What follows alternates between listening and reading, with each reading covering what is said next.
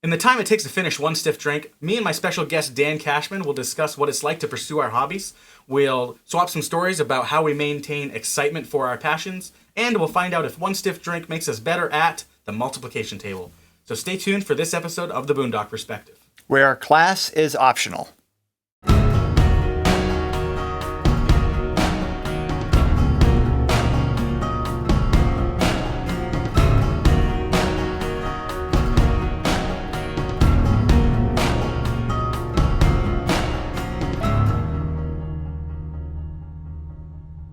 It's yet another carefree day in Maine, and you're listening to The Boondock Perspective, the show that not only loves new viewpoints, it embraces them. Here with me is my special guest, Danny Cashman. You've seen him from The Nite Show with Danny Cashman as Assistant Press Secretary to Governor John Baldacci and Public Relations Director at Sutherland Weston. Danny, welcome to the friggin' show. Thanks for having me. It's fun to be here. It's fun to be here. We haven't even started. No, but I've been here for about 2.5 hours just hanging out playing with your dog. Oh, yeah. He's going to get a guest spot in here. Should. He'd be kind of boring to interview because I've heard him bark twice. Really? Maybe 3 times. The heavy breathing, though, I can tell you, that will get you massive listenership. Worked for Howard Stern. I don't listen, but I've heard clips, and you're 100% correct. So why don't you introduce yourself to the people? You have a really widespread, I think people know you, but just in case some random person listening from the boonies doesn't, why don't you introduce yourself to the people? Sure thing. So I think what most people would know me from is the television show I'm lucky enough to host called The Nite Show with Danny Cashman. It's a traditional late night talk show. So if you've seen Johnny Carson or David Letterman or Conan O'Brien or Jimmy Fallon, it's sort of made in their mold. We do a monologue and comedy bits and guest interviews and performance guests. We don't have dogs sneezing off of set, but that's fine. And then we have some unscripted surprise stuff that happens in the show that we sort of take that element from the David Letterman line of thinking, and we also try to keep it more engaging than anything else. We take that from Johnny Carson's old way of thinking, where we care more about engaging with our audience than going for the cheap laugh all the time. So that's what I've done since 2010 continuously. We started the show way back in 97 when I was in college, went for a couple of years, and then brought it back for about a year. And then it's been on continuously for the last 9 years or so. Other than that, I've worked in public relations. I've worked in radio. I was on the radio in Bangor for 4 years. Were you? I didn't know that about you. I was, yeah. I was on Z107.3. Oh, yeah. The top 40 station in Bangor from 2000, so 5 years, 2000 to 2005. And then I went to Governor Baldacci's office as his assistant press secretary, and I was there for about 4 years. You've held a lot of hats in the media. Lots of hats, and they all fit somewhat okay. None of them have been a perfect fit yet, but that's all right. Yeah, well, that's what they got the notches, right? So exactly. You'll figure it out, you know. Yeah, they got the strap. I got the strap, so I can readjust if I need to. Cool. I really actually look forward to this conversation. I think you were the first guest I booked for the season, because we have similar, I don't want to say similar paths, but similar hobbies, where, it's not our main profession, it's not our main job, but it's something that we do for the sole purpose that we love it. Yeah. You know what I mean? And there's very few people that I think have kept up that I've found that can keep up with doing that for extended periods of time. And I'm very concerned that at some point, like, I'm going to burn out. But maintaining my passion for what I do is something that I'm actually really proud of. And so I'm really looking forward to talking to you, because I think you are very passionate about what you do as your hobby. So we'll dive into that in a second. Okay. I'm really happy you're here. Thank you. But before we continue, we need to figure out whether or not one stiff drink of alcohol makes me better at doing the multiplication table. So on my phone, I'm going to give you the 1x12 grid. 12x12 grid? Don't give me your phone. I was almost a math major. I am a whiz at the multiplication tables. Oh, no. You can put your toys away. Boondock man. Oh, no. I think I was supposed to we learned our multiplication tables, right, in 4th grade, where we had to be able to do all of it in, I don't know, 2 minutes or whatever the actual number is. And I don't think I ever did it once I accomplished that goal, and I've definitely got nothing but worse. standard education did not work for me. Well, I was cocky about it. Like we used to line up and we compete against each other. And I remember it was so easy for me. I'm sounding cocky about it now.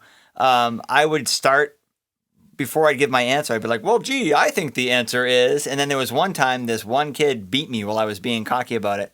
And I got so deflated by that. I lost all confidence I had in the multiplication tables in third grade after that. So in third grade, you learned a year ahead of me. That's the difference right there. Yeah. The brain is different in third grade. I was swearing in fourth grade. In third grade, I hadn't had coffee yet. Fourth grade, you start drinking, and then it just all goes away. Chain smoking cigarettes by fifth. It's a really, really miserable lifestyle up here in me. All right, so let's give me 30 seconds, or give me 10 examples. 10 examples. Or 10 numbers, 10 multiplications, and we'll see whether well, or not I can do get them 30 right. seconds, and then that way you know how many you get within 30 seconds, right? Would that be a better... That seems like a perfectly reasonable thing. So I'm going to put 30 seconds on the clock. Oh, that's 5 seconds. That's not an gonna intense work. timer. Isn't it cool?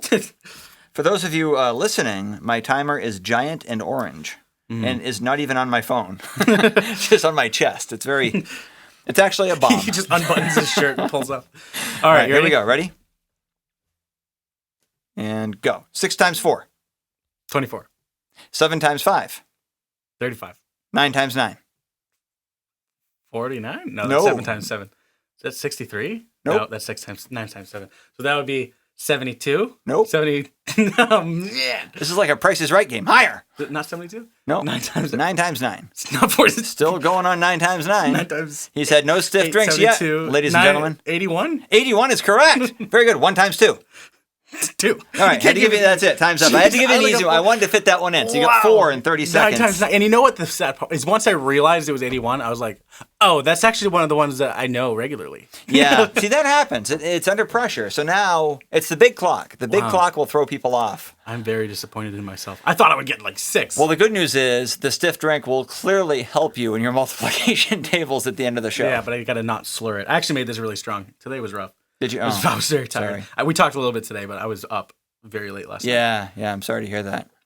Part of my passions is aside from absolutely loving what I do and just doing videography and making commercials and marketing campaigns and making social media ads, anything visual, which is just an incredible job.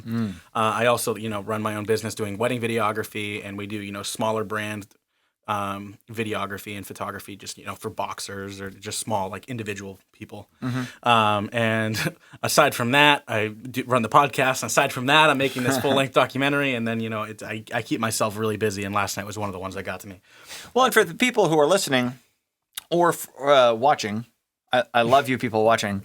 And if you don't know a lot about Ethan's work, I encourage you to check it out because everything I've seen you do has been top-notch, grade A, awesome. That's going on my tombstone. My tombstone and my website, which will, by the time I die, the website will just project onto my tombstone. Yes. So. But I've seen Ethan's work in the day job at Sutherland Weston, and then I've seen some other things that he's created. I'm talking to you like you're not here. I've seen some of the things that you've created, and it's all it almost always, without fail, makes me say, wow. And, you figure at some point you stop saying wow because you see enough of somebody's work, but you always just sort of go beyond expectations, which I think is very cool to sort of watch you in a day-to-day process. But then the other things, like some of the other videos you've shot that are not at Sutherland Weston, that just blow me away. So congratulations to you on doing all the things that I guess you're I can doing. just throw my sponsorship away and just count that as my sponsorship. Sure. so sorry, guy who's paying me. You don't get a sponsorship. This episode's about me. No, I really appreciate that. Appreciation isn't why I do the stuff I do. We've talked a little bit, but a lot of the stuff I do because I'm bored. But whenever I do a project, I always have this thing in the back of my mind of no matter how stressed I am, and no matter how hard a project can be, at the end of the day, I still find myself thinking, what could I do differently? Is there one thing I could change to make this sexier? You know what I mean? Mm-hmm. We have something at work called the sexy cool test. Once you get the base done and you got it all figured out, you got to do the sexy cool test, and you draw a line. And you're like, all right, let's pass it. Let's make this a little bit higher quality, even if it takes a little bit more time than we need. So that's always been my mindset of just do what you can and then improve upon it. Yep. So it's worked out pretty well for me, but it's also causes a lot of headaches. I'm definitely pounding ibuprofen daily. But that's a good thing. Yeah. Got to keep those Advil people in business. Yeah, got to keep the acetaminophen miners. Are they the sponsor, by the way, Advil? Because that would be a nice tie-in. Yeah, I don't think they're paying attention to me. Just get it through trade, right? Just be like, I'll mention your product if you send me a case a day, because I'm going to need a case of Advil. Lifetime supply of Advil. What a useless. That's how. Yeah, you just get liver cancer instantly. Wow, that brought this down very fast. Yeah, they're just. I'm just gonna be real. It's like drinking NyQuil. Yeah, it would be. That's true. Chaotic. Yeah, don't do that. So, I think I met you my freshman year of college when I had just started going to school and I was taking a marketing class, and you came in and you spoke, and I had no idea who you were. Oh. And I actually didn't even realize it was you until it was pointed out to me years later. But one of the classes we have to take is studio. Basically, how to produce not necessarily live, but broadcast television. Yep. And we recorded your TV show because what's the specifics about your TV show? You record it through Hudson University. Yeah. Yep. So since we came back to television in 2010, we set up an arrangement with the New England School of Communications, which is now fully a part of Hudson University as the communications department. And the students and staff produce the show. And what that does for the show is it makes it look big market. And we've heard this time and time again, people that come from bigger markets to come to our show. These are people from not just like Portland and Boston, but from New York and LA. They see it before they come because they're not the type of people that come sight unseen. They check things out first. And they're blown away at how great it looks. And that's specifically and solely because of the efforts of the students and staff at NESCOM. And then, so for them, their students at NESCOM get to work on a show that is different locally. At this point in time, there are no other local shows like this in the country. Over time, there were a couple of others, but they've both unfortunately gone away. So we're it in terms of local shows. But you can't swing a dead cat in New York City without hitting another late night talk show. So it's not like these are experiences that would just go unused. They are certainly different because it's spontaneity, it's interviews, it's music, it's stand-up comedy. It's a whole bunch of different things that both video production and audio production students can get experience in. So that's the benefit there is that students get sort of an unfiltered amount of access and experience and different types and different levels of production that then ends up on broadcast television around the state. Yeah. It was very interesting doing the show. So I have no passion at all for broadcast television. I just don't. I was actually really hoping to get grandfathered out of taking that class, not because of you, not because of professors, not because of the school. It's just not my cup of tea. Yep. I'm very methodical. Now, why is that though? I've always wondered what it is because I'm a very methodical person, and there's so much pre-production and logistics that have to go into making that happen that I am fascinated with it. But at the end of the day, I'm not necessarily a perfectionist, but only having like one, maybe two takes to do something, right? And having, I want to be like, no, do the shot again. Do the shot again. Sun's not right. Shadow's falling. There's a piece of dust on the table. You've seen me in between sessions just doing this to the table and just wiping dog hair off of the table, even though it's just one strand, is because it's not perfection, but I wrote down the number to my therapist for you, so before I left. In a camera setting, it's like when I'm running that camera, if you got to do that camera move right off the bat because it's recording. And if they say, camera 5, zoom in, and you do it zoom in, but you just hitch for some reason, that's on TV. And I'm like, oh, let me do that again. Well, it is and it isn't, though, because there's also post-production after the fact. So one of the nice things with technology today is that we have access to all of the camera angles after the fact. And so that stuff can be repaired or patched up. Sometimes there isn't time to repair it or patch it up because of external circumstances, but... So it's not that bad. But so I love broadcast TV, and I love TV in general. I definitely admire production. It. I admire the hell out of it. Yeah, and I like what I like most about the style of show that we do and the late night talk shows that exist in particular, and probably other styles of shows, is what Paul Schaefer was Letterman's music director forever, and he wrote a book. And in the book, he referred to a time when James Brown was on the show and they were rehearsing something that wasn't going quite right, but they had to finish because it was time for the audience to come in and be seated and the show to start because they had to produce it for that night. Mm-hmm. And James Brown sort of cooled Paul Schaefer down, saying, Paul, it's the pressure of the time, man. What we got is what we got. And Paul said, what's the pressure of the time? And he said, well, your camera's going to roll at 5:30. What we've got at 5:30 is what we've got. And for some reason, that motivates me. What we have, we start taping at 6. What we have at 6 might not be perfect. The stuff that we've produced ahead of time, the stuff that we've rehearsed, the stuff that it might not be perfect, but it's what we've got at 6, and that's what's going to make it. And to me, that's just, for whatever reason, that's just a creative driver. And I love that about albums. Weird Al Yankovic I'm a big fan of his. Yeah, I mean, anyone who says they're not is lying. They're absolutely. But he doesn't produce full-length albums anymore, and to me, that's a little bit of a travesty. He only does singles that he will release digitally, and I feel like some of those deep cuts on the Weird Al album that were just filler to fill up the album, they're some of my favorites, and he doesn't do those anymore because he doesn't have to. Yeah. And I think that sometimes you get that creative energy that comes with a deadline, and you just got to get there. And whether or not it's perfect doesn't matter anymore because you just got to fill that deadline. And to me, that's awesome. I am a huge supporter of the motivator of desperation. There's no success story that starts with, I graduated college and then I got a job instantly and then here I am at the top. Every success story is like, I got my junior prom date. True story. Jeez. Do you want to dive into that? No, I don't. Okay. But it wasn't my desperation, I should add. It was her desperation saying, fine, I will go to the prom with you. Yeah, it had nothing to do... No, yeah. I prommed up in that case. Same page. There was a girl I said... I was working with her. I was flipping pizzas at my dad's pizza shop, and I said, "Hey, if you don't have anybody to go to prom with, because I think we go to a small school, guys definitely outnumber the girls, or girls definitely outnumber the guys. So it's like, if you don't find a guy to go to prom with you, I hate prom. I'm not going to go, but I will escort you. I will go. I'll do pictures with you. You know what I mean? And then I'll stay for a few minutes and I'll leave, just to try and feel a little nice. Yep. But she heard that as, I have a date to prom, and this was like a month and a half in advance, and.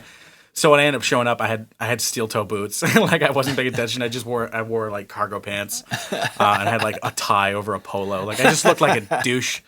And it wasn't necessarily desperation. Magical. Sorry. Where is she now? Virginia, North Carolina, Virginia, Montana. I don't know. Wow. One of those. She's married to someone in the military, and he bounces around from. Base to base. So she's in one of those states. Yep. Last I checked. She's doing well. Good. So when I brought up studio, when I met you, it was very like, this Dan Cashman, he's just an enigma. He's on TV. And then I met you and I'm like, this is some guy who's just doing what he loves. So I'm curious, how much stress are you under before you start recording, and does that stress just disappear once you start recording? Because like you just said, the pressure of the time, once 6 o'clock comes, you can no longer change anything. You just have to go. Yeah. Is that a pressure reliever? It is and it isn't. There's different types of... That's a good question, by the way. There's different types of pressure that come along with the show. Some of it is definitely in the advance work. Sometimes there are produced bits that need to be finished by the time we start. And if we don't finish it, sometimes there's not a plan B. So it just has to be done. Sometimes there's guest pressures, people coming in from away. They might need a ride from the airport. Sometimes the ride doesn't show up and you're stuck with trying to figure that out. So there's just so many elements at play, and we record 3 shows at a time. So we have 3 shows worth of guests coming in. In some cases, we have I don't want to say a theme because that sounds very like Regis and Kathy Lee and hokey, but sometimes we have like a string of guests coming in for a surprise of some sort. And that can be as many as 9, 10, 11 additional people coming in for one of the shows. And anything can throw that off. Sometimes there's snow because we live in Maine and we tape in the winter. So that's all of those pressures are, they're stressful, but they're fun because at the end of it all, we're still going to produce a show. And if we have to do something on the fly, that's fine. We'll figure it out. The best. Yes, it really is. I shot a wedding 2 days ago, and I sat down with my videographers, and he'd only shot one wedding in his life. So I sat him down, and you know, I do this professionally. I'm doing 12 to 18 a year. You know, so I do this. I know what I'm doing. I got my formulas down, and we sat down at this table, and I have 5 cameras on the table, and I said, all right, so these are the menu settings that we're going to use. This is the formula. When I shoot this angle, you shoot this angle. At this point in the ceremony, you're going to jump onto this camera, right? And I laid out like 40 guidelines, and we rehearsed them, and you know, I taught him what he was doing. Whole next day, 3 hours to the venue, rehearsed it in the car, and we get there, and it's just like, hey, all of it's canceled. OTF. We're improvising, and it was 8 hours of improvisation. Wow. And so, even though it's hella stressful, and even though it's just like it's just a waking nightmare that I can't seem to overcome, it's like I get in the car and I'm like, God, that was a nightmare. God, I would do it again though. You know, it's just one of those things that the stress it's good stress. It's weird. It's like it's not heart attack given stress. It's it's like fueling stress. It's like exercising your creativity. It's not exercising your brain. It's exercising your creativity, and it's giving you. It's like when you go. I mean, you know, you're going through a whole bunch of different workouts right now, and if you really exercise hard in the thick of it, you are hating everything about the world. But then when you get done and shower up, you think, whew, I feel really good. And I think it's the same thing. You're exercising your creativity by having to do things differently and creatively that you wouldn't normally do. And it's stressful because you want to do a good job, but at the same time, it is essential to allowing you to grow. So, yeah, I mean, so when the cameras start rolling at 6 o'clock, there's not much I can do, and I tend to put a lot of stuff in the back of my mind at that point.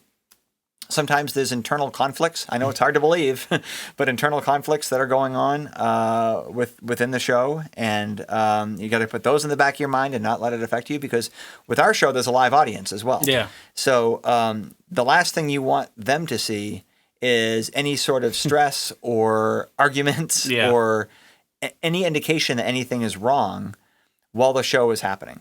At least for me. Yeah. I think that some people would probably enjoy that. You got to give them a good experience. Yeah. So one of the coolest things that we did, I mentioned Weird Al, was we had Weird Al on our show by Skype. What? Oh, really? Yeah. Oh, that's so cool. It was very cool. And it was this thing that we did with Luke Mallett of the Mallett Brothers Band.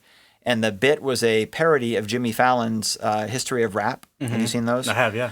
So we did a bit where I was asking Luke Mallett if he likes that. And he said, yeah. But you need to do something more well-versed than just rap. You should do a specific artist, maybe one that's had a lot of different genres, like Weird Al. And I said, well, geez, maybe we could do the history of Weird Al. So then he and I start like singing back and forth, and I am not a good singer at all. He's great, and I'm terrible. But we're kind of, and I was trying to be worse than I really am, but make no bones about it, I'm terrible. But we were going through. So midway through, let me back up. We found out in the first show that night we were taping during the guest segment. This is with about 20 minutes to spare before we do the actual bit, that Weird Al was on board. So we had 20 minutes. We had it written. We were waiting on his approval and the technical logistics to work themselves out. Especially with Skype. Yeah. So 20 minutes to go, we were there. We also had, I'll do this linearly. So we found out, and we were very excited. I went backstage after the show finished and said, Luke, he's in. And he's like, all right, good, I'm ready. So we had cue cards with the lyrics on them, just in case. Midway through White and Nerdy, cue card guy drops the cue cards. We had one shot at this, and then we lose Weird Al. So I was doing White and Nerdy, and then next was Amish Paradise, which was Luke's part, and that's when Weird Al was going to chime in from Skype. Yeah. So thank God I've listened to White and Nerdy. Yeah, I mean, I could do it all times too. in my car. And so we're right in the middle of, like, I think verse 2 is what we use, and I got through it, and the audience, it was not that good, but the audience cheered at the end of the White and Nerdy piece because the cue card guy dropped the cue cards. They all saw that happen. The people at home did not. So I think people at home were like, that wasn't that good. Why are they all cheering? Yeah. But then Luke goes into Amish Paradise. We have the hats, the beards, like we're all into it. And then the whole thing was he gets interrupted by the Skype phone call. And then up pops Weird Al. He's at his home in Los Angeles, and then he's critiquing our performance, and then he says that we really need to make the final Amish Paradise larger than life, so he asked if he could sing it. So we have a backing track in Bangor, and he's singing over the backing track on a delay. So he had to sing ahead of it? Wow. Wow. So talk about stress, right? Because we had one shot at this. Once that one shot was over, it was over. So, and we also, behind the flyaway wall on our set, we had a choir ready to go to sing the chorus to Amish Paradise with Weird Al on Skype. How the whole thing worked, I will never know, but it did. And all of that with 20 minutes lead time. We planned ahead, but I mean, we didn't know for sure until 20 minutes out. We had a backup bit just in case. The audience had no idea. The audience didn't know it was a possibility. They didn't know that it was with 20 minutes to spare. They didn't know that there was, they knew about the cue card issue, but they didn't know any of it going into it. And the delight on their faces made the whole thing worthwhile. Just watching everything unfold. But even more than that, afterwards, Weird Al's manager reaches out and says, "Thank you for that. I can't believe you guys pulled it together so quickly. That was great. He had a great time. He's playing in Portland in whatever it was, a month or so. Please feel free to stop by as our guest." So I stop by. I go to the show, planning ahead. My wife and I go. And in the little ticket package was a pass for after the show, and we got to meet him. And I said, "You probably don't remember, but you did this show with me." And he goes, "Oh, yeah." He said, "I can't believe how quickly you guys pulled that together." Like, he cut me off and he remembered it. And as great as the audience immediate reaction was, the fact that Weird Al, a legend of comedy and music, remembered it a month later with like 2 or 3 words out of my mouth was just... That's awesome. Like that, it was all I needed. Yeah, that makes it worth it. That's like, okay, I can do this for another 5 years and just have crap luck and I'll be okay. Yeah, exactly. And that's exactly what it was, crap luck. Yeah. Yeah.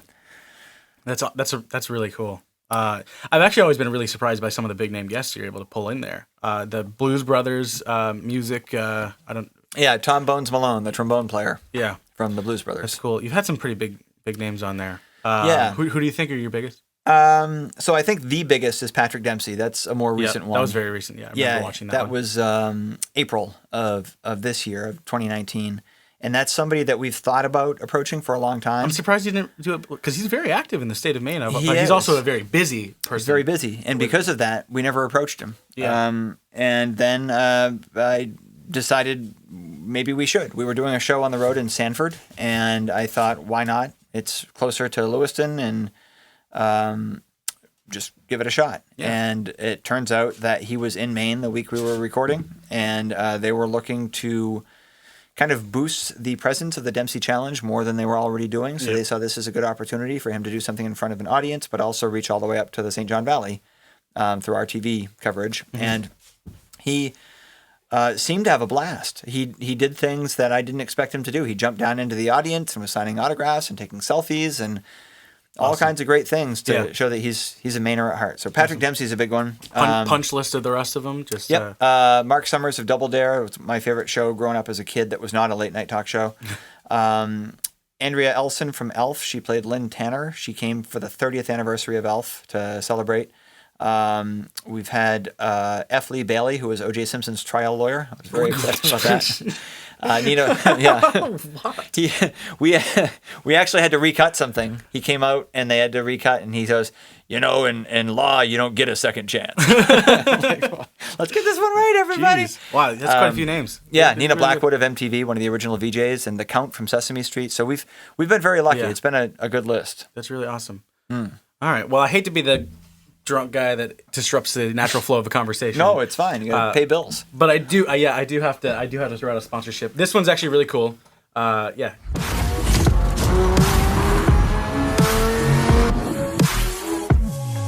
If you're a gearhead who lives and breathes cars, or if you just generally love the sound and smell of an engine, then you owe it to yourself to check out the energetically fueled fun of Wicked Motor Network. Wicked Motor Network is a video production agency serving the automotive industry, filming anything from exotic car rallies featuring million-dollar cars, entertaining and collaborative cross-country road trips, and high-performance racing machines speeding around professional racetracks. Wicked Motor Network believes that the relationship between man and car is special, and it proves that every time it films for an automotive event, business, collector, or enthusiast. Check out Wicked Motor Network on Facebook and enter the cinematic world of the auto community. So I think the question I should have asked first in this entire procedure is, how did you start? Like, how do you go from a kid who's like, oh, you know what, Letterman is awesome. Jay Leno, like, he's the shit. I want to do that in a state that is just nothing's ever been attempted. Yeah. Like that. So two different times. I started this in 1997 when I was 19 and a freshman at the University of Maine. I had recently been dumped by my then girlfriend. I know, tough to believe. Wow. It happened.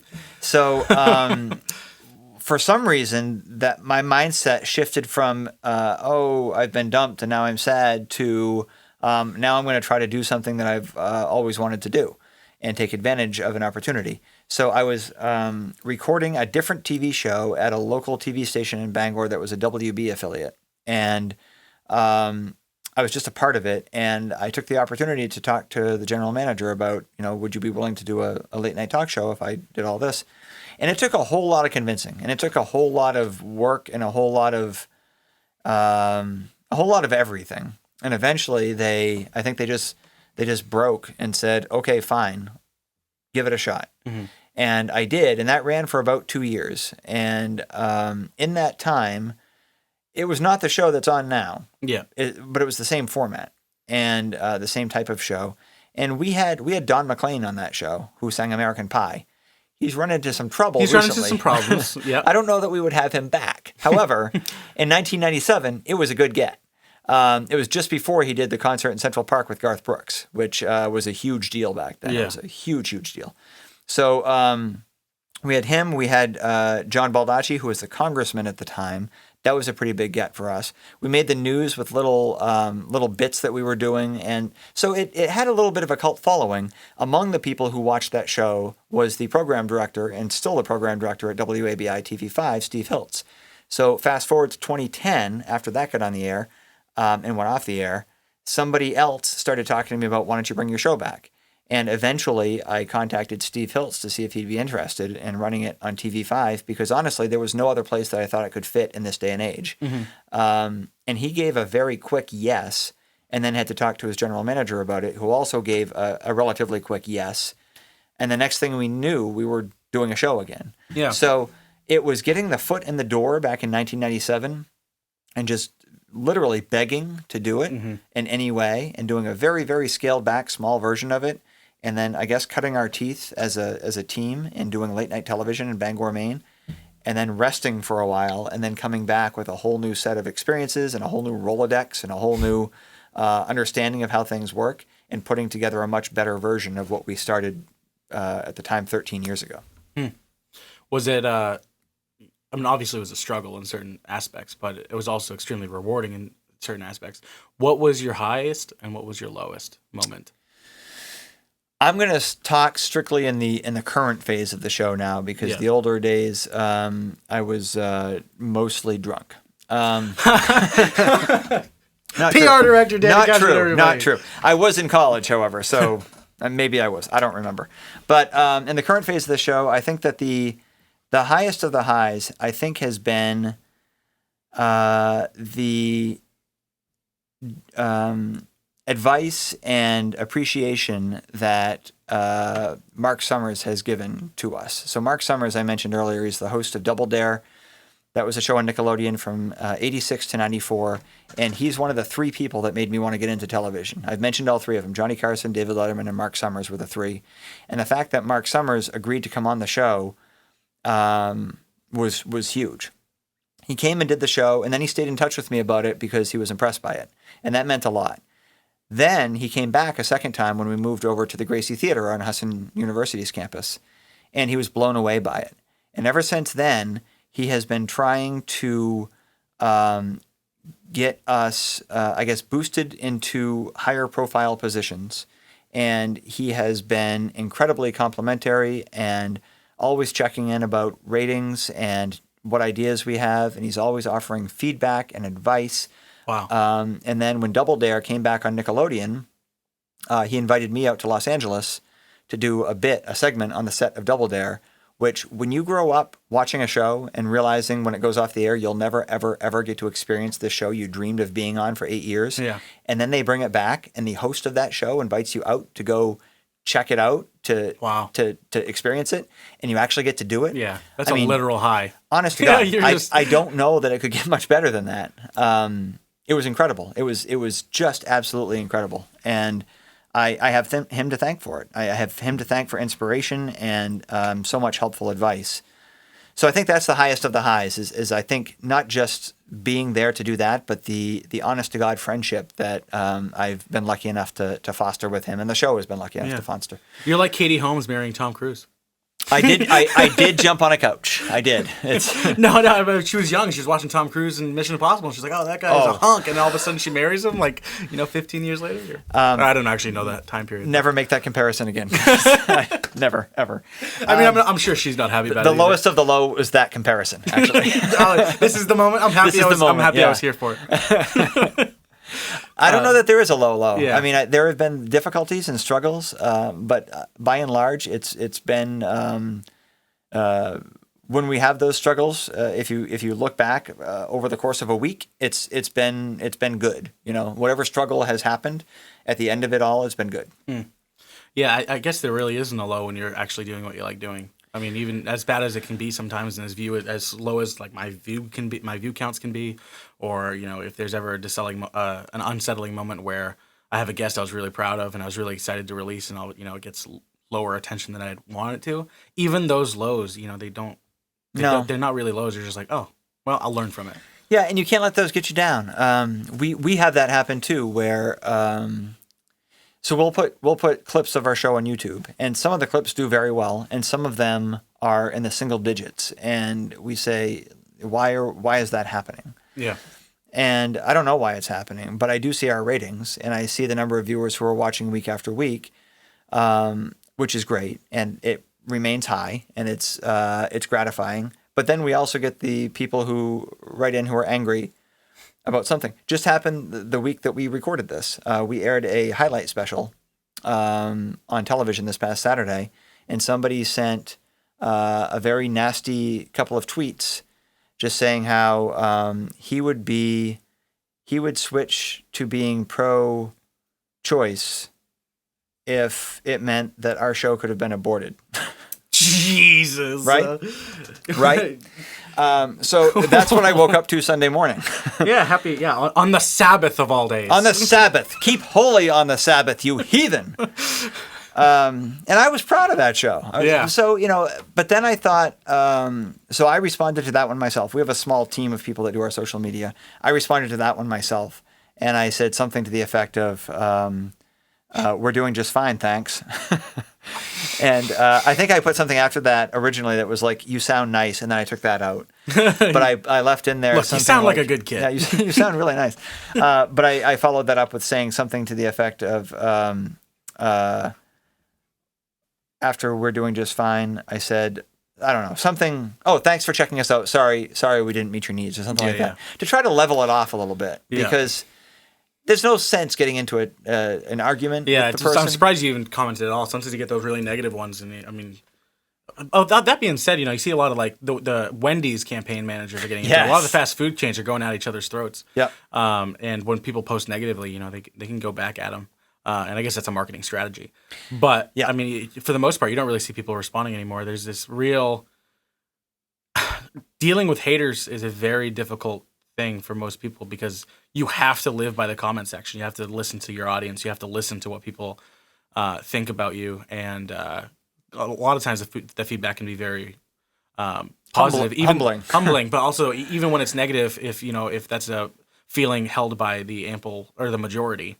Yeah. Sometimes it's like, oh, okay, so maybe I could change this, and then you if you learn from the comment section, sometimes you can adapt. But at the same time, you have that that 5% of people that are just going to tear you down for the sake of tearing you down. Right. How do you handle that?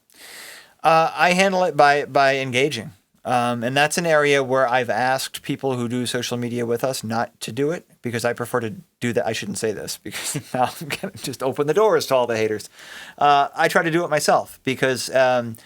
My intentions for doing this show are pure. I do it because I like doing it. I work hard at it, and so does everybody else, by the way. It's not just me. And when people criticize the show, I take it a little bit personally, but I take it more personally because we have, in my opinion, the best jazz quintet in the state every single week on our show, Brian Netto and the Nite Show Band, playing versatile things from jazz standards to very difficult classical tunes backing up an opera singer. I mean, they are the most versatile band in Maine, in my opinion, and they deserve a heaping ton of credit. We have Joe Kennedy, who is as professional of an announcer as they come, and he's the pipes that you hear on the show every week. And then we have a whole bunch of backstage people, not to mention all of the people involved with NESCOM and Hassan. So there's a lot of people working hard at this show, and for somebody to chime in and say, well, I don't like it for this reason, maybe some people would think they don't deserve a response, but I think they do, to try and figure out why. Okay, Are they just being mean? Or do they actually have valuable criticism to offer? And if it's valuable criticism, I'm happy to take it, because most of the time it's aimed at me. Most of the time nobody's chiming in and saying, that band could really use a half note chord shift. Like, no, that's I don't think that's going to come up. But if it's your jokes suck, okay, fine, let's engage and figure out why you think that, because comedy is very subjective.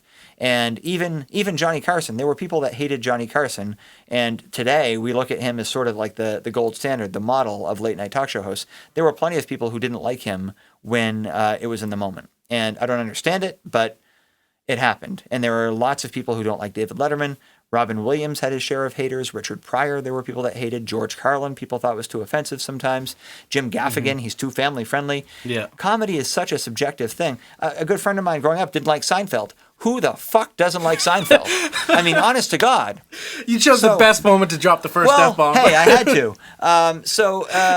It's all very subjective. Very passionate about Seinfeld. I am. He's a very funny guy. Comedians in Cars Getting Coffee, where do you land? I love it. Yeah, it's fantastic. I absolutely love it. One of my favorite web shows. Or not web show. Well, it is a web show. It's Netflix show now, right? But yeah. It's got such a good vibe to it. It does. And he's the perfect host for it. Yeah. He is, because every comedian feels comfortable talking to him. Every good comedian feels comfortable talking to him. Even Jay Leno. So, So anyway, with the haters, that's how I deal with it. I engage. I try to figure out what they're trying to say. And if they're just being mean, oftentimes they don't respond back. One guy wrote in, I think it might have been a comment on Facebook. He said something like, your show sucks, and he spelled sucks with like lots of S's. Or X's. Sucks. Maybe it was that. I don't remember. But he spelled your wrong. He said it was like YOU''RE. Yeah. So my response to that was just the asterisk and then YOUR. And I loved his comment where he said your show sucks. And that got so much like a lot of people text messaged me or wrote into our Nite Show account. Friends of mine who know that I'm the one doing it. And it was just, to me, it's like, okay, I generated laughs after somebody... Thanks, you just helped jumpstart, or you just helped improve my public image. Yeah, so Thanks, we try to make a joke out of something that somebody doesn't like, and that's fine. So that's how we roll. Yeah, that's really good. How do you keep the passion for what you do alive? I mean, because you produce so many shows, you do them 3 at a time. Yep.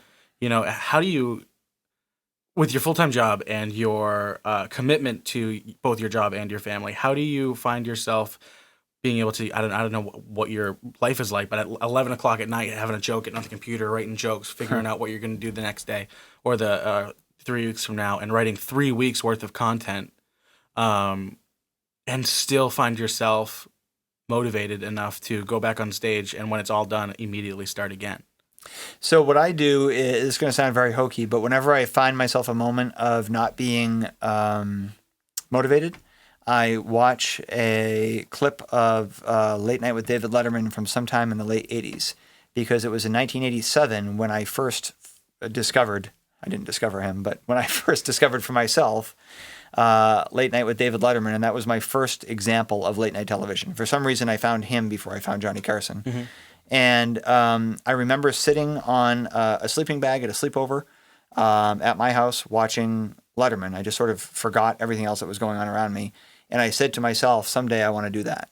And later in life, I realized that the someday I want to do that doesn't really jive with being in Maine. You can't do that on a national level from Maine. And somehow I've gotten lucky enough or fortunate enough to be able to do that on some level in Maine. Somehow I was able to combine the two. So hard work. Hard work, but also there's no somehow about it. It's being surrounded by good people too. I mean, the show wouldn't be what it is without the band, and the show wouldn't be what it is without Joe and the writers and NESCOM. So yes, hard work, but also the people that are around it and involved as well. So every time I'm sitting on the floor of my living room, falling asleep at my computer, if I can manage to eke out a 4 or 5 minute bit watching Letterman from the late 80s, that reminds me, not just mentally, but sort of emotionally, I guess, that I made that promise that I would give anything to do that when I was 9 years old watching it on a sleeping bag. And the anything I'm giving to do that is sitting on my floor falling asleep while I'm writing jokes or writing material. That's a pretty small price to pay to be lucky enough to do this. And once this goes away, it's not something that can just start again. You've seen it. You've seen the infrastructure. Yeah. The day that this show ends, starting again, I don't see how it's possible in this day and age. You don't see it being able to start for a third time. Once it goes away. Not in this mold. We were very lucky to be able to start it again 9 years ago. But it took an incredible amount of investment and an incredible amount of behind-the-scenes work. And for me personally, I have 2 kids now. I didn't then. So I was able to I didn't have to worry about getting SpaghettiOs ready for the next day for daycare. I didn't have to worry about being up all night with a sick kid. So those things are realities for me now that weren't realities then. So I could go to bed at 1 a.m.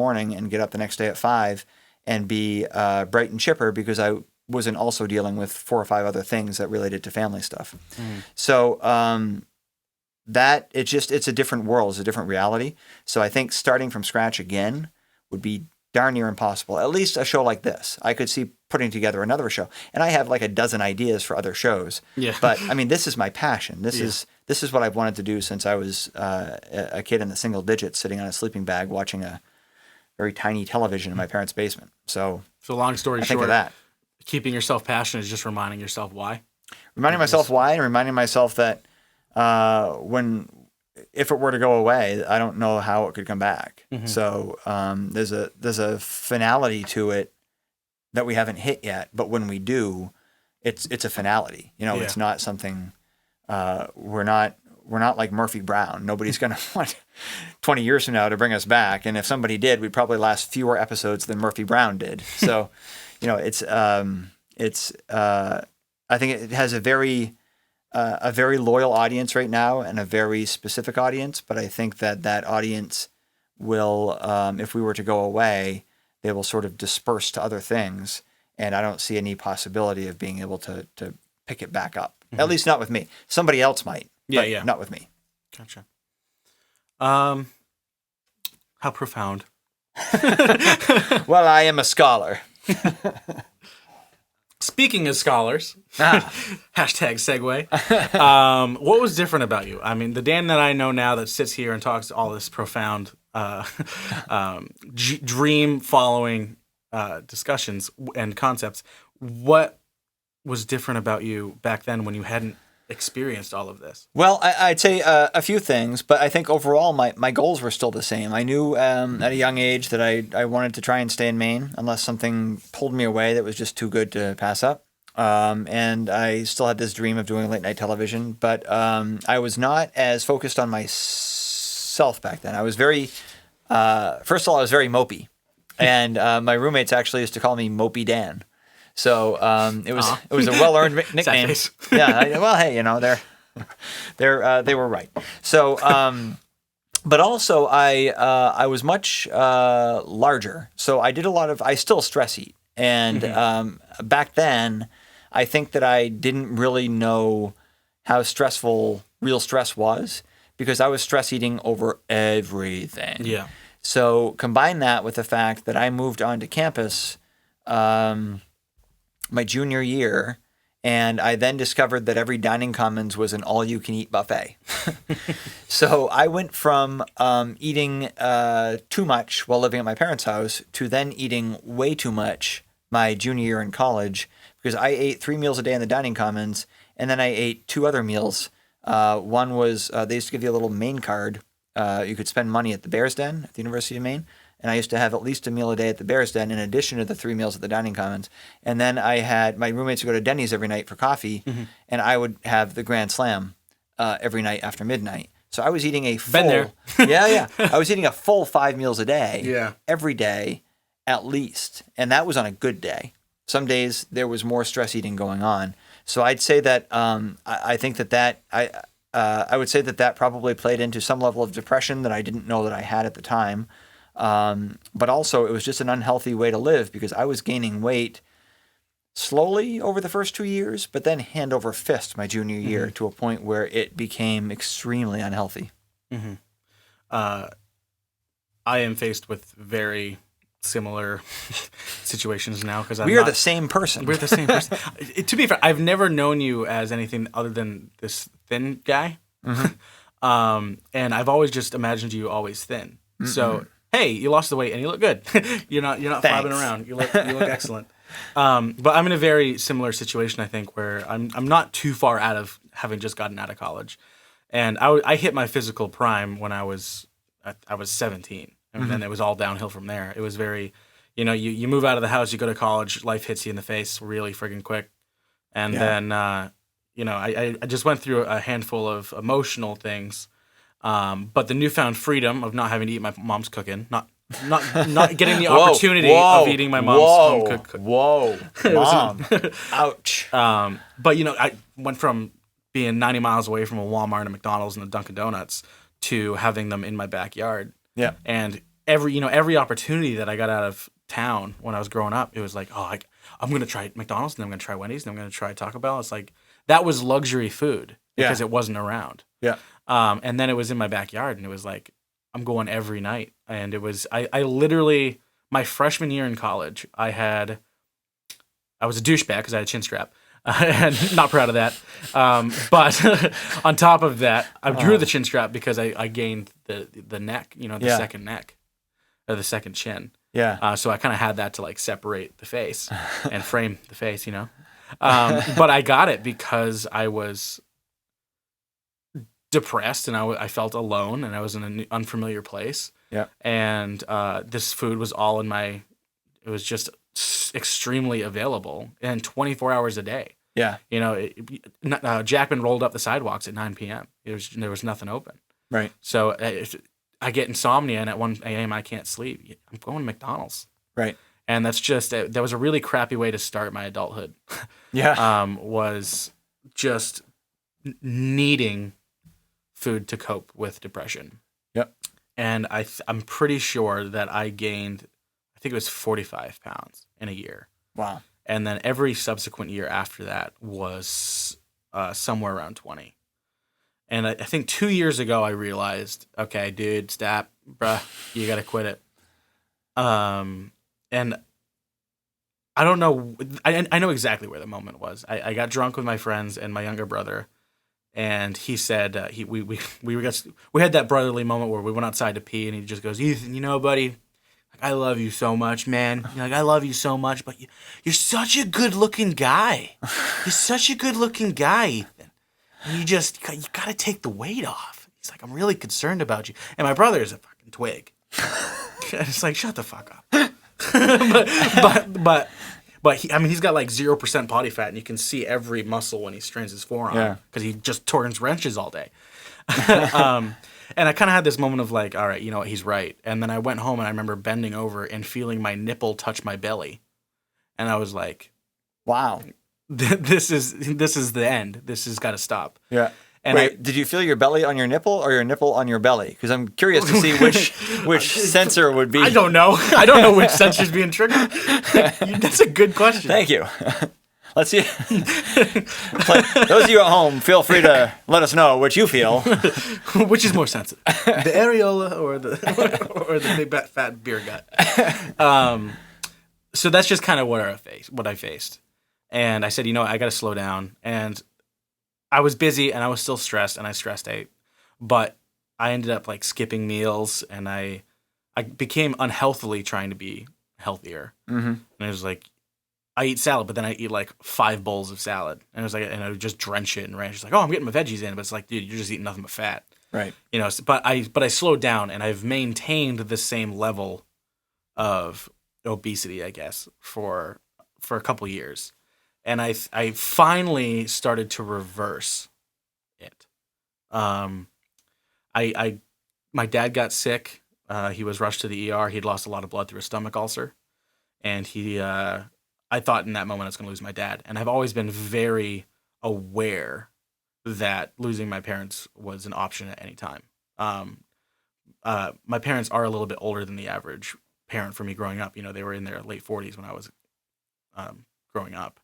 And it's not that it's old, but I even at the age of 12, I understood that I was going to lose my parents probably 10 years before most of my friends.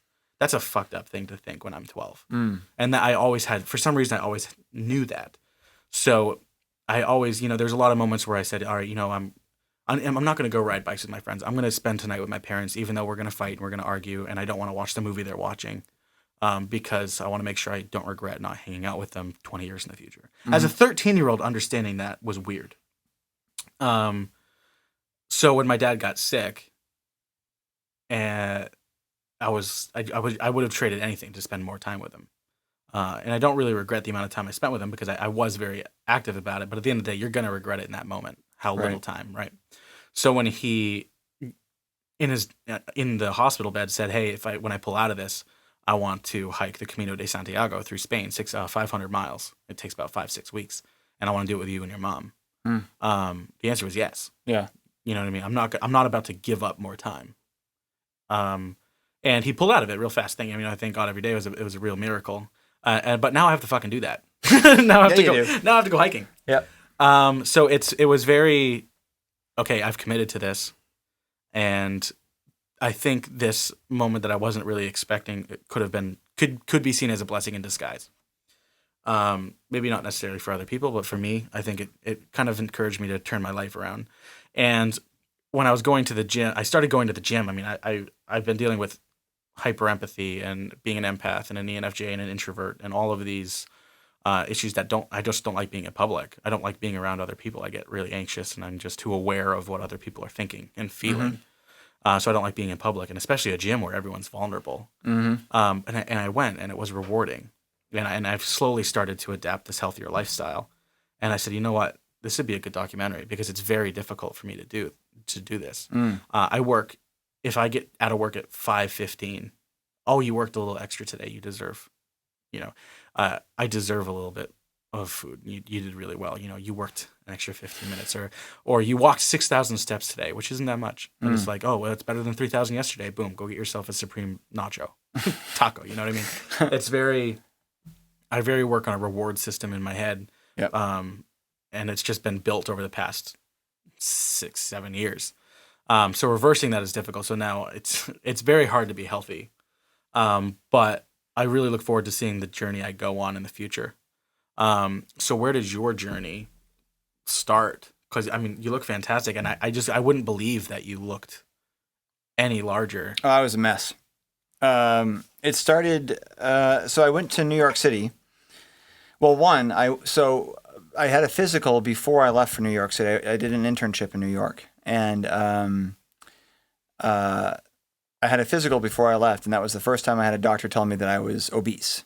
And I was like, I'm not obese. You're just saying that.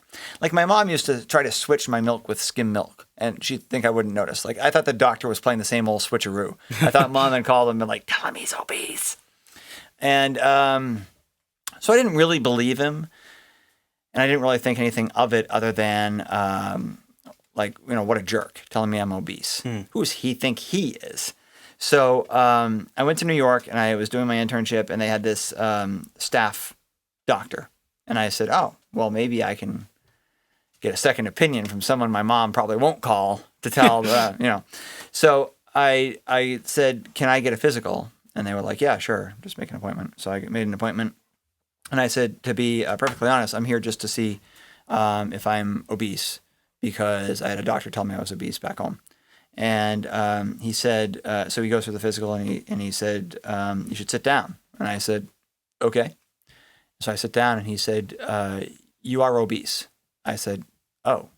And he said, not only are you obese, but if you continue on the path you are on, I give you 2 years to live, 3 tops. And how old were you? I was 21. So I shut up. I no longer thought anyone was a jerk, and I realized I got to do something different. I didn't know what it was that I had to do different, but I was in New York by myself. I had one other friend in the city who strangely lived like 3 blocks from me in the city with like how many million people. But in any case, I took that as an opportunity to do sit-ups in my room that I was renting in the Bronx because I had time all of a sudden. I didn't have any people around me. I didn't have anything to do. I was just waking up early and going to my internship and coming home. So I did sit-ups, and then it was so hot that summer, I had to walk most places. I was literally sweating away the fat. It's gross to think about, but it worked. So the first time I came home, or I came to my family's house in Salem, Massachusetts. I have an aunt and uncle that live there. I come from a very sarcastic family on my dad's side of the family, and that's my dad's side of the family. So we make jokes about anything and everything, and there are very few. We all love each other very much, but there's very few like honest moments of sincerity, which is not a bad thing. I don't mean to say that as a criticism. It's certainly not. It's something I grew up with, and I love it. I love it every day. But my aunt said to me, "Danny, it looks like you're losing weight," and I said, "Oh, maybe." So I tried to just let it yeah, that means nothing to me. But I immediately got up and went into her bathroom and weighed myself, and I had lost 20 pounds. From the point that I knew that I was at my peak. And I know I gained weight after that. So at least 20 pounds. And so I thought to myself, if I can keep doing sit-ups, then maybe I can just start to change. I also didn't have enough money to afford 5 meals a day in New York City. It's pretty expensive to live there. And I was doing an internship that did not pay a whole lot. So I collected all of those things, and the timing was just right. And I continued to hear from other family members, "Hey, it looks like you're losing weight." And I just continued to sort of brush it off. By the time I got back to college, I had lost 30 pounds in the summer. And then I just proceeded to find things I like to do. I like to play racquetball, I found out. So I played with a friend of mine. But I think that the second low point that I hit was I tried running around the track at the football field at the University of Maine. And I said to myself, I'm going to run a mile. It's a 1/4-mile track. I got 1 lap around and I had to stop, and I had such a throbbing headache that I just laid down. There was nobody else there, but I laid down on the track, and I somehow got myself back to my apartment, and I just soaked my head in the bathtub, thinking to myself I had failed miserably at whatever I was trying to do. So that was a pretty low point. And then I continued to lose weight, and eventually I got to the point where I could run a little bit. So once I lost all the weight, it was great. And then 10 years later, I realized I had kept it off. So I decided to celebrate, I would do a marathon. And it was hard. It was really hard. But I did it.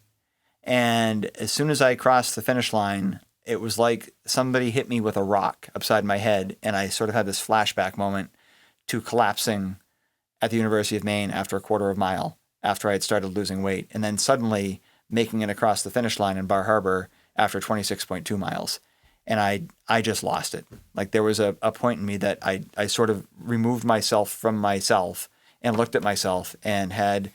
They call that an out-of-body experience. Out-of-body experience, yes. And I had sadness for the person that I was, but extreme amounts of pride for what I had accomplished.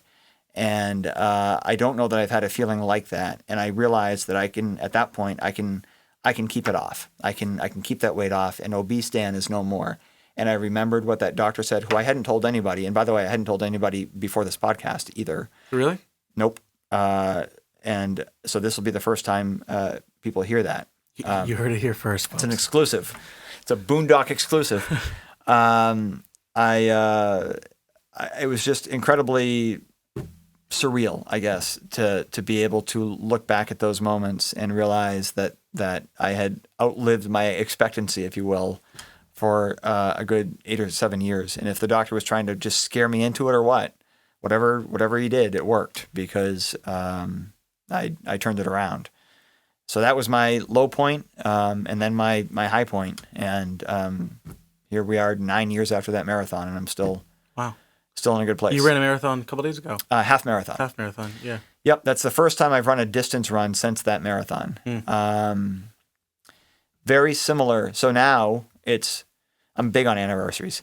It's 20 years since I was at my peak weight, and I started my internship in New York 20 years ago this week, and that's when I know I was at my peak weight. So it was 20 years ago this week from when I was at my peak weight that I finished that half marathon. And I did it. I didn't have to stop once. When I did the marathon, I did have to walk a little bit. I had to take a couple of potty breaks. I'm not hardcore that I'm going to wet myself in the marathon run, but I didn't have to stop once in the half marathon. It was very fulfilling to cross that finish line and realize, again, looking back 20 years where I was, looking back 10 years where I was, and now where I am now. It was, I can't describe it. It was, It was just amazing. Humbling. Yep. It made me think. It made me think. I didn't know anybody at the half marathon at the finish line, and I had to quickly excuse myself because I was having a tough time sort of in the moment. I was also really mad because somebody walked right in front of me with a stroller as I was approaching the finish line. It's like, really? Come on! Shout out to that guy. But it was emotional because that just wasn't me so long ago. And now it's something that I can do apparently twice, maybe a third time at some point, but at least twice. And it's an emotional thing. It really is. What would be your biggest words of encouragement? For me, please tell this to me. Screw the people at home. Tell the people at home, what would you say to encourage them? No, tell this directly to me because I got to go through this. You can journey. do it. You can absolutely do it because I did it. And I am not, you see people that are like Olympians or like world-class athletes. I'm none of those things, and I never will be. I am not fast. I do not enjoy pain. I cannot withstand pain. If I stub my toe on the way out of here, there will probably be an ambulance that shows up to take me home.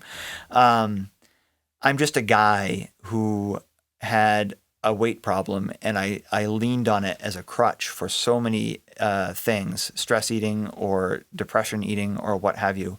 And you can do it because I did it. And I know that if I did it, I know the type of person I am. And I think that most people in this world are at least a little bit stronger than me. So if I can do it, you can do it. Just focus on it and you can do it. We'll get there. You can. I'm telling you. It's a tough one. It's very hard right now where I'm at in this journey. I dropped roughly 20. And then I went in for my first weigh-in because I dropped 20 pounds basically doing the pre-production for the documentary because I wanted to start. And then when I started the documentary, it stopped working. So I went in for for a weigh-in with my fitness coach, Danny Cashman, who will be on the podcast very shortly. And in 2 weeks, I hadn't lost anything. And I had actually gained 3 pounds, and I thought I was doing really well.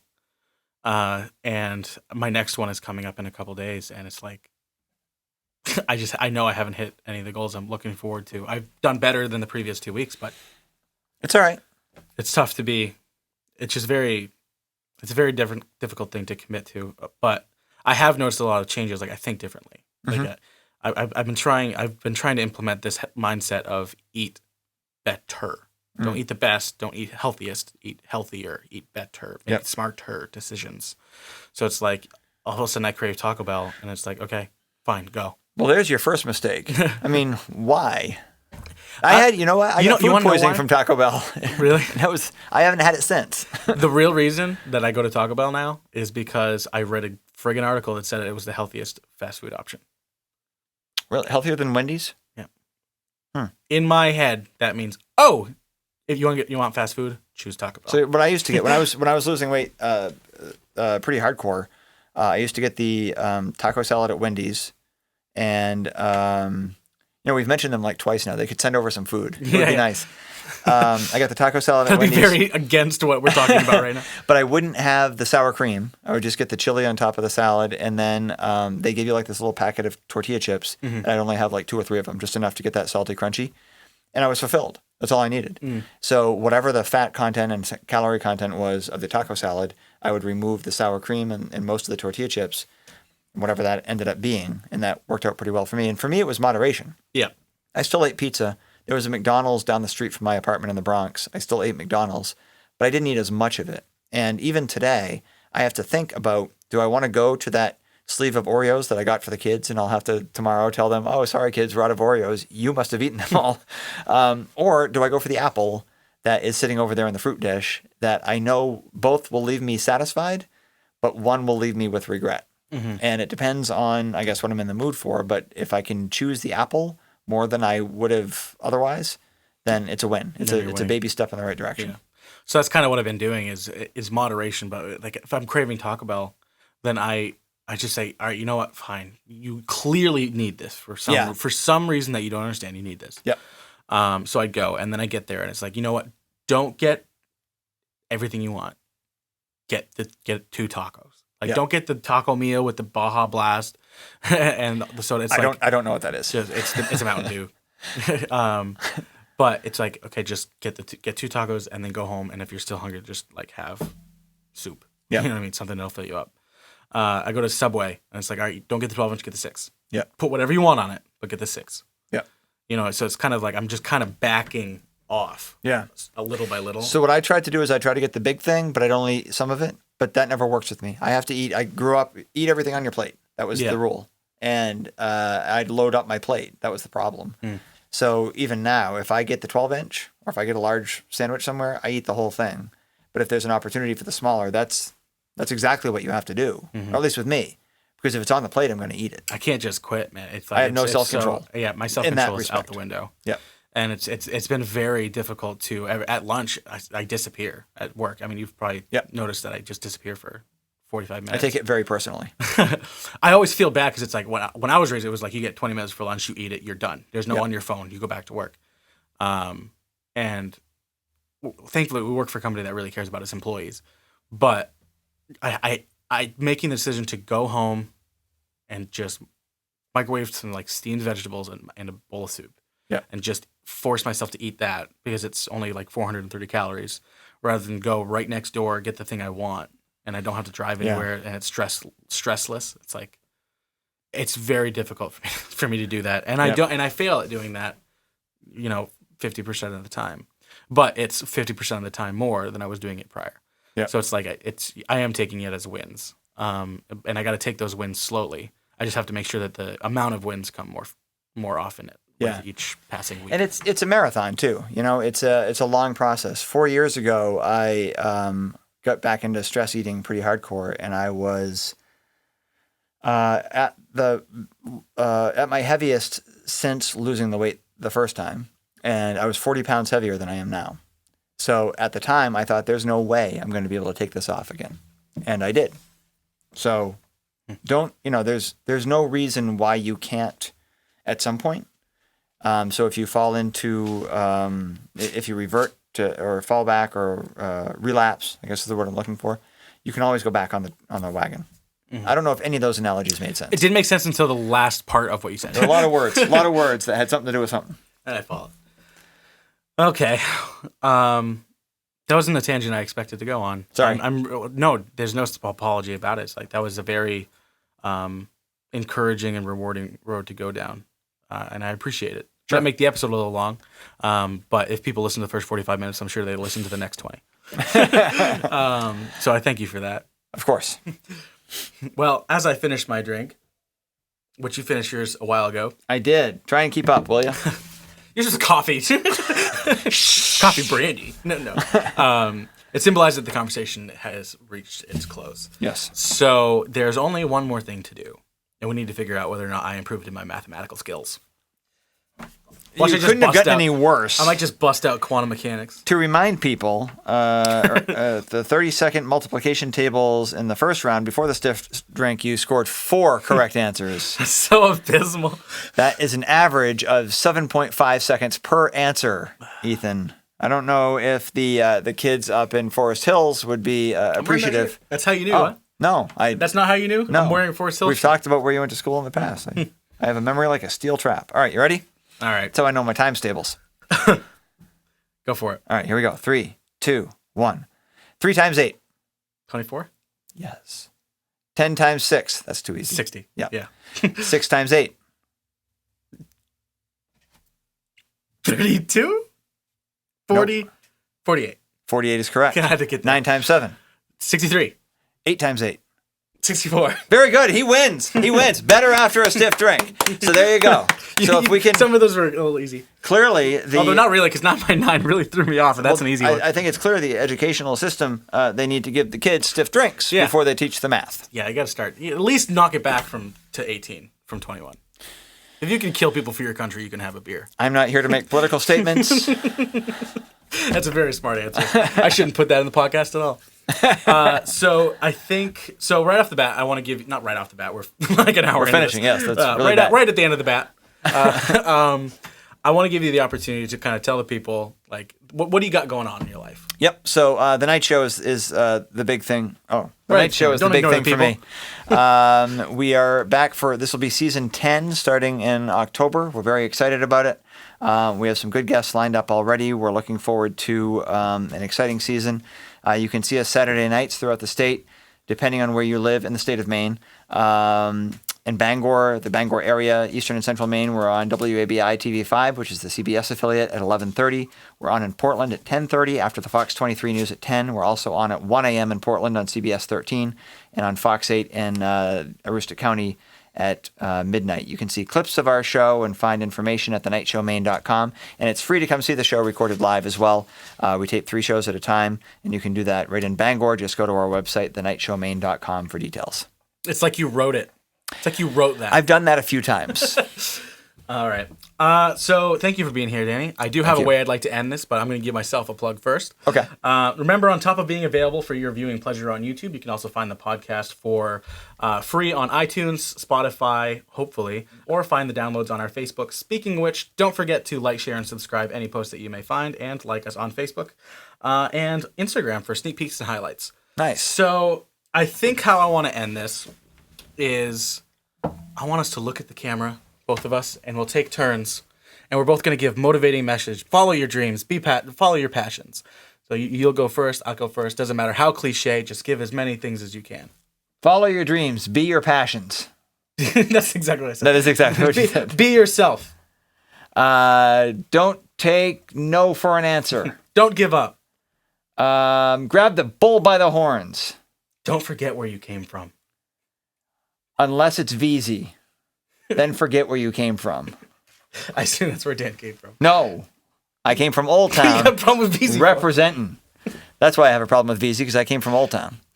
All the uppity ups that came from Old Town decided they had to go live in VZ because it was a status thing. I don't know. Just don't VZ's fine. Don't VZ's sweat the fine. small stuff. Don't sweat the petty stuff, and don't pet the sweaty stuff. And don't forget to subscribe. Don't forget to subscribe. All right. Thank you, Dan. Thank you.